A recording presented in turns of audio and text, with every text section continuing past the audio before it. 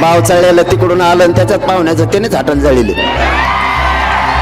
नाव आमच्या पोराचं घेते बधीर सगळ्या दुनियाचं. त्याच ऐकत येते सरकारी पिशीच घेऊन हिंडत आहे सध्या. बाजाराची पिशी त्याच्यात कागद आहेत. बघा बघा मला कशा शिव्या देतात. कशाला बोलवतो रे मग? येडपट येडपट सगळ्या दुनियाचं. बाव चाळलेलं तिकडून आलं आणि त्याच्यात पाहुण्याचं त्यानेच हाटण जाळीले. नाव आमच्या पोराचं घेते बधीर सगळ्या दुनियाचं. आणि त्याच ऐकत येते सरकारी त्याला दिसाना निसाना. ते तर पिशीच घेऊन हिंडत आहे सध्या. बाजाराची पिशी त्याच्यात कागद आहेत. बघा बघा मला कशा शिव्या देतात. कशाला बोलवतो रे मग? कशाला मराठीचा वाटा जातो? आताची पिशा घेतल्यात काही दिवसाने तुटलेल्या चपला केळाचे सालपटे तो ह्याजवळच देणार. तू थांब थोडं. तुला म्हणलं होतं नादी लागू नको. मी लई नमुना बेकारी. तुला आत्ताच खाल्लेला पचाना तर नंतर कसं व्हायचं हो?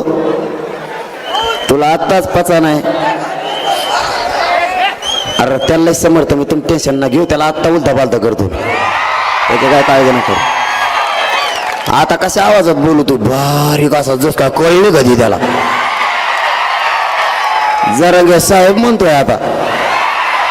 पहिले नीट राहायला असतात नुसतं जमलं का? आळी वळवळ करते शेपटाची. दिसतंय बी कसलं काय नो रंगनाथ रंग बदलणारा रंग. गप मारायचं. मला गिरीश महाजन साहेबांनी सांगितलं जरांगे पाटील तुम्ही बोलू नका. मी त्याला समज दिली. मी गप बसलो.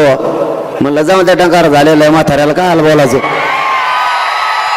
मी 4 दिवस काही बोललो का?